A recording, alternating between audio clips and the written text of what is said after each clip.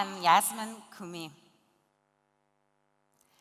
In Germany, where my mother is from, my surname is pronounced KUMI.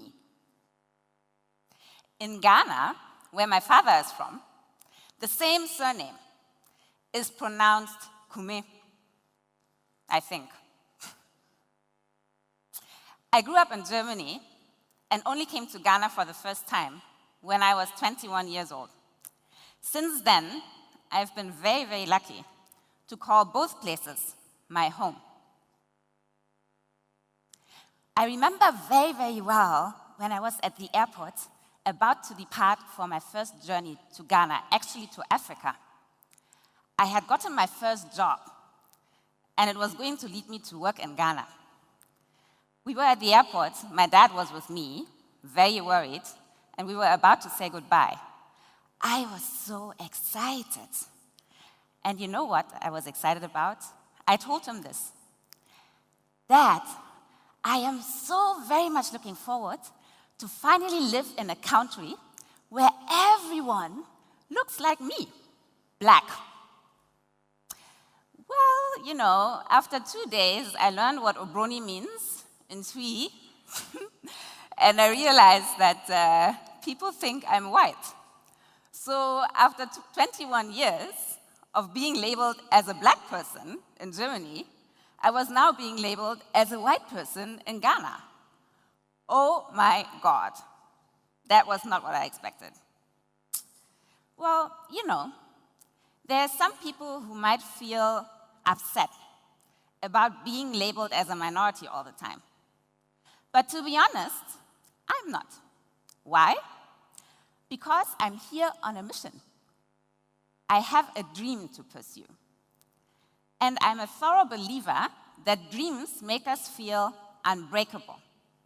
There is moments where I feel breakable, but I know that as soon as I recall my dream, I'll be fine. An example, I started my own company in Ghana last year. I had a bit of capital to start from, but I couldn't really afford an office. So my first office was actually a barber shop. And a lot of people were laughing at this, and I couldn't tell my clients, obviously, where our office was. But I didn't feel ashamed because I knew there's this dream, and no one can break that dream. I'm here today because I want to explain to you why I think that we, as Africans, don't dream enough. Why I see so much potential in building dreams that can really be transformational for Ghana and Africa and make us unbreakable as an African population. Let me warn you, though, I'm not a psychologist. I'm also not a scientist. So I don't really have proof for any of the things I'm saying now. But I'm a young woman who has been blessed with being empowered by her own dream. And I want to share that experience with you. Let me start with a statement, and again, zero scientific evidence. There's two types of dreams. There is incremental dreams, and there's big dreams. Let's begin with incremental dreams. You know, when we talk about economic progress in Africa, the big buzzword is development. Development. This is a very comparative term. Maybe you have not heard this before, but it was actually something that became trendy in the 1940s when the colonial masters were trying to find ways of getting more profits out of colonies. In the decades to follow, there was an entire academic discipline that arose to fathom how to make African and other developing economies be similar to the West. Now, the problem is we don't really have the same starting point, right? And unfortunately, today, this idea of a comparative approach has been implanted in our minds. When we see a new tower being built in Accra, a lot of people would think, oh great, maybe soon we have a skyline like Hong Kong or New York or London. But to me, honestly, these are all incremental dreams because they are merely an adoption of things that come from elsewhere, thinking that they could maybe fit our definition of African progress. But maybe they don't. Now let's talk about big dreams, the second type. You all know who Nkrumah is. For me, Nkrumah is the perfect example of a leader who had big dreams. He made it possible that we build the Akosombo Dam that was making use and is still making use of our own resources, of what we have, to create a lot of progress for the Ghanaian people and do so at scale. He also is the father of Pan-Africanism, something that unites us Africans around the world until today. Now, today is not so easy to find leaders like Nkrumah, is it? This is not because we don't dream. It's because we don't dream big enough. In my opinion, dreaming is a skill. Dreaming is a skill that we can all learn. It is a skill that can help us to lead more purposeful lives and feel fulfilled. I have a theory that there is 3 sub-skills, actually. I call them dreamer skills, that we can use to find and qualify which dreams are really big. And I want to introduce these 3 skills to you now. The first one is called reimagination. It actually means that I could actually take something that is existing, but then I embrace it and I adjust it to my local context to make something better out of it. I would like to ask you a quick question. Can you please raise your hand if the following statement is true for you? I like the traffic in Accra. Nobody, what a surprise. So I would like to take you through a small thought experiment now. Let's imagine we are in 20 years from now. And let's imagine there's a newspaper called the Ghana Dreams newspaper. It obviously doesn't exist, but let's just imagine for a second. Let's imagine there's a headline saying that Accra is transforming transportation in urban cities across Africa because we're the first ones to have what I call CAPTROs, an acronym for cable trotros. Sounded nicer, CAPTROs. So the thing is, of course, we could build more interchanges to get rid of all this traffic. But we are growing too fast. The interchanges will never, ever be enough. What other cities would do now is build a subway. But building an underground system costs you $200 million per kilometer. If you build a cable car system, it is actually 20% of the cost, and you don't have to dig anywhere underground, right? So it's actually easier. And in fact, cable car manufacturers in Switzerland, for example, are currently looking desperately for new business because we have climate change, and all the skiing destinations where they use cable cars are starting to have less snowfall. So we can use something that is existing, or we could, repurpose it, and create a better life for ourselves. Just imagine. The second dreamer skill is pioneering. Now, pioneering is a little different because here I'm talking about things that no one else really wants to do because they're kind of scary, maybe, or they look risky. But we, as Ghanaians or Africans, could say, we are going to do it. Again, let's talk about an example. So let's imagine we are talking about agriculture now.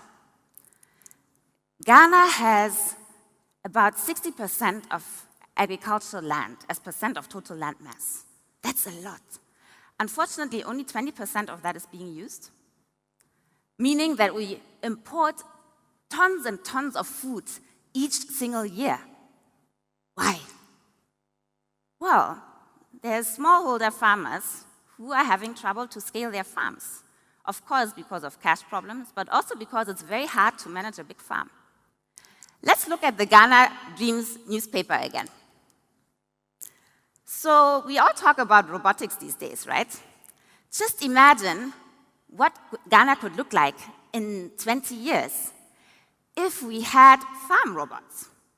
Of course, they would wear hats because they are our friends, right? But farm robots that can actually help the smallholder farmers, one, to improve their yields, but two, most importantly, increase the size of their farms so that finally we can make use of all that bare land that we could use to produce more food. Now, this is a pioneering idea because here we're talking about something that many, many people are scared of. In the US or Europe, everyone is saying, oh my God, robots are going to steal all our jobs. But here in Ghana, we have so much land that is not even being used. I mean, if we had farm robots, it would more look like this. We would have robots that support the people who are already working on the farms. There's no need to worry about losing jobs. No. So we can go where other people don't want to go and leapfrog innovation that is happening. We could be the people building this to make agriculture transformed in Ghana and Africa. Now there's a third dreamer skill. The third one is called catalyzing. Catalyzing something to find a big dream. Again, what do I mean by that? Catalyzing means that I take, again, something that is existing and already has shown to be working for us to solve a problem that we care about or that we find pressing. But then we see potential in trying to accelerate the adoption of that new thing or making it bigger because we see that it's working. Again, an example. I'm sure all of you have heard about mobile money. Mobile money has quadrupled from 2015 to 2016 when it comes to the volume of transactions that have been carried out in Ghana. Mobile money is a big breakthrough innovation already. Now, the thing, though, is it worked in Kenya very well because Kenya has such a high smartphone penetration. In Ghana, we don't have such a high smartphone penetration yet. And yes, you can use mobile money with a featured phone, but it's not that hassle-free, to be honest. And we still have 70% of unbanked population in Ghana, for who things like this are key because they don't need a bank account to use it. Now let's look at the Ghana Dreams newspaper again. Imagine we could use the idea of having a mobile phone, but now there's something that I call the Kanako chip, maybe. A chip that I just hang onto my phone, and with a fingerprint sensor, I can just make a payment. I don't need to log in anywhere. I don't need to do anything. It's linked to my mobile number, but I don't need to do anything apart from touching. When I want to pay, when I want to receive money, whatsoever. It would make it much more accessible for all Ghanaians and Africans in other countries. Everyone would finally be able to access the financial system. And everyone would be able to do business more easily, especially with small businesses. Imagine a local Ghanaian bank was the first bank to take this up. We would be known for this in the world, I promise you. Okay, so now I've told you about these 3 dreamer skills. Of course, I did try to use them, otherwise I wouldn't have told you about them. I also have a dream. My big dream is to change something about the Fortune Global 500 index. You know Fortune Global 500? It's the ranking of the 500 biggest companies in the world. Now, guess what? Unfortunately, as of Today, no African company has ever made it into that ranking. When you put the Fortune Global 500 companies onto a map, everything on Africa is empty. I find that horrible because we do have local business models that are very successful. So my big dream, last page of the Ghana Dreams newspaper, is to say, what if in 20 years, or maybe even faster, we would have 25 companies who are included in this index because they've become so big that they bear a huge portion of our economies, have created a lot of employment, and most importantly, have made us known for the products and services that come out of our own continent. That is my big dream. And I left my job at a big consulting firm for that last year, even though I didn't have much, because I really believe in it. But there's one last issue here. I've now told you what my big dream is. I've told you there's dreamer skills. I've told you that we need bigger dreams. Of course, you might say now, Yasmin, that's all wonderful, but if no one puts them into action, what are we going to do with your big dreams? That is very important and fair. Now, what I have learned is that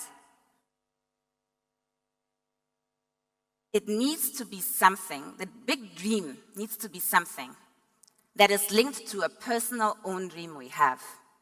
We will never, ever have the energy and determination to sweat and go through all the stress of pursuing our big dream if there's no personal link to it. Nkrumah, I said, is the father of Pan-Africanism, but that doesn't fall from the sky. He experienced so much racism while he was studying in the US that made him think, hold on one second, maybe the Africans should all come back together so they don't have to deal with this? So there's always a personal link that makes your dream strong and actionable. And I want to share my secret personal dream with you before I conclude my talk. So this is my dad. It's a bit of a scrap picture. It's what he gave to me when I boarded the plane I talked about earlier to go to Ghana, because he said I shouldn't forget what he looks like. My dad is from Brongahafo, but he has not been back to Ghana for 30 years this year. I'm not yet 30, so you can conclude from that I've never been to Ghana with my dad, actually. It saddens me, because I just wish from my dearest heart that he could see how Ghana has transformed, how different it is from what he saw here in the 1980s. I just wish he could come back to Ghana. And everything I do, all this energy I take for myself to work on my big dream, comes from that personal wish. I want him to be so curious and proud that he's going to come back. And maybe even stay. Who knows? So, I've told you why I think we need bigger dreams. And I wish that after today, you all go out of this conference room thinking that you have found a way to identify whether your own dream is really going to be a big dream that can be transformative. And we don't always need to have a big dream and pursue it ourselves, but at least we need to find someone who has a big dream we want to support with our hearts, with our brains, and with all our working hours. Because if the dream is worth it, then it's important to fight for it. And I believe, from my own experience, that pursuing your big dreams also has a nice side effect, which is called happiness. Thank you.